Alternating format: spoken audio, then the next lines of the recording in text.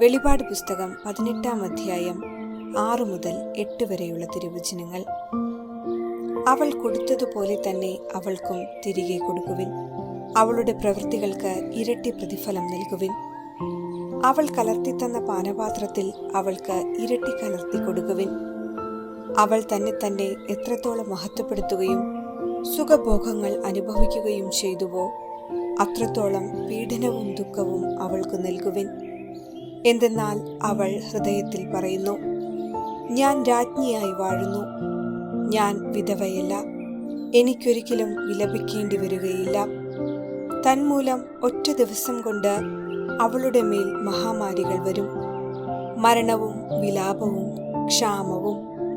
അഗ്നിയിൽ അവൾ ദഹിപ്പിക്കപ്പെടും. അവളെ വിധിക്കുന്ന ദൈവമായ കർത്താവ് ശക്തനാണ്. ഓർമ്മിക്കുക, ശത്രുക്കളിൽ നിന്ന് രക്ഷപ്പെടാനായി പരിശുദ്ധ മറിയത്തിന്റെ നാമം വിളിച്ചപേക്ഷിച്ച് അവിടുത്തെ മടിത്തട്ടിൽ അഭയം ഗമിക്കുന്ന കുഞ്ഞുങ്ങളെ തട്ടിക്കൊണ്ടുപോകാൻ ആര് ധൈര്യപ്പെടും? ദൈവമാതാവും നമ്മുടെ അമ്മയുമായ പരിശുദ്ധ മറിയത്തിന്റെ മധ്യസ്ഥതയിൽ ശരണപ്പെടുന്നവർക്ക് അതിജീവിക്കാനാവാത്ത ഏത് പ്രലോഭനവും ഉപദ്രവവുമാണുള്ളത്. വിശ്വാസികളേവരും ക്രൈസ്തവ സഭയും സകല മാനവരാശിയും യുഗാന്തി യുദ്ധത്തിൽ സാത്താനിൽ നിന്നുള്ള സംരക്ഷണത്തിനായി പരിശുദ്ധ കന്യകാമറിയത്തിന്റെ പക്കൽ അഭയം തേടണം. അമ്മയ്ക്ക് സ്വയം സമർപ്പിക്കണം. വിശുദ്ധ മോൺഫോർട്ട് പ്രസ്താവിക്കുന്നു, മറിയം ഉള്ളിടത്ത് പിശാചില്ല. മറിയം മാത്രമേ എല്ലാ പാഷണ്ഡതകളെയും തകർത്തിട്ടുള്ളൂ. പരിശുദ്ധാത്മാവാണ് സഭയെ സത്യമാർഗത്തിൽ നയിക്കുന്നത്. സഭ അബദ്ധ പ്രബോധനങ്ങളെ നേരിടുമ്പോൾ അവയെ തകർക്കുന്നതാകട്ടെ മറിയത്തിന്റെ മധ്യസ്ഥതയിലാണ്. ഈ സത്യം സഭ എന്നും അനുഭവിച്ചറിഞ്ഞിട്ടുള്ളതാണ്. വിശുദ്ധ അൽഫോൺസ് ലിഗോരി നൽകുന്ന സാരോപദേശം കേൾക്കുക. സ്രാവുകൾ തങ്ങളുടെ കുഞ്ഞുങ്ങൾ കടൽക്ഷോഭം മൂലമോ മീൻപിടുത്തക്കാർ മൂലമോ അപകടത്തിലാണെന്ന് കണ്ടാൽ വായ തുറന്ന് അവയെ ഉള്ളിലാക്കി അഭയം നൽകി സുരക്ഷിത സ്ഥലത്ത് കൊണ്ടുപോയി എത്തിക്കുന്നതുപോലെ പരിശുദ്ധ കന്യകാമറിയം തന്റെ മക്കൾ പാപപ്രലോഭനങ്ങളുടെ കൊടുങ്കാറ്റിൽ പെടുന്നത് കാണുമ്പോൾ അവരെ പൊതിഞ്ഞു സൂക്ഷിക്കുന്നു. സാത്താന്റെ അക്രമങ്ങൾ ഉണ്ടാകുമ്പോൾ സഭയെയും വ്യക്തികളെയും ഇതുപോലെ പൊതിഞ്ഞു സൂക്ഷിക്കുന്നു. അവളുടെ പ്രാർത്ഥനയാകുന്ന ചിറകിൻ കീഴിൽ സഭ സുരക്ഷിതയായിരിക്കട്ടെ. ക്രൈസ്തവ കുടുംബങ്ങളും സന്യസ്തരും വൈദികരും ആ അമ്മയെ ആശ്രയിക്കട്ടെ. അപ്പോൾ സാത്താന്റെ കെണിയിൽപ്പെടാതെ മിശിഹായുടെ 2ാം വരവിനൊരുങ്ങാൻ തിരുസഭയ്ക്ക് സാധ്യമാകും. അതിനു വേണ്ട കൃപയ്ക്കായി പ്രാർത്ഥിക്കാം.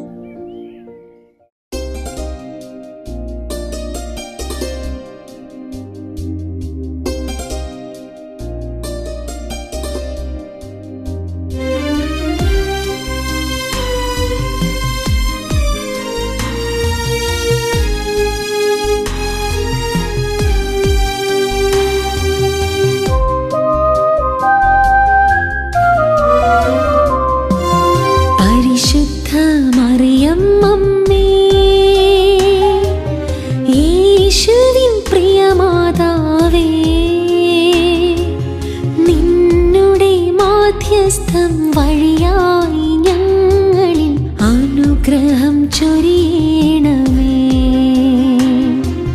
നിന്നുടെ മാധ്യസ്ഥം വഴിയായി ഞങ്ങളിൽ അനുഗ്രഹം ചൊരിയണമേ. പരിശുദ്ധ മറിയം അമ്മേ,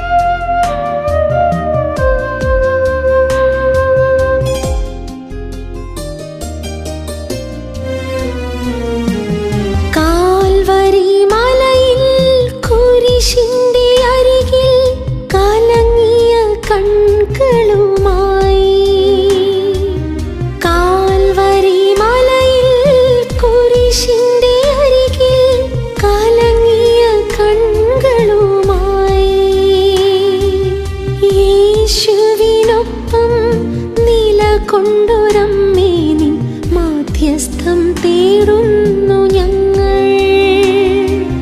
യേശുവിനൊപ്പം നിലകൊണ്ടൊരമ്മേ, നിൻ മാധ്യസ്ഥം തേടുന്നു ഞങ്ങൾ. പരിശുദ്ധ അമ്മേ, നിൻ സന്നിധി എന്നെന്നും അണഞ്ഞിടുന്നു.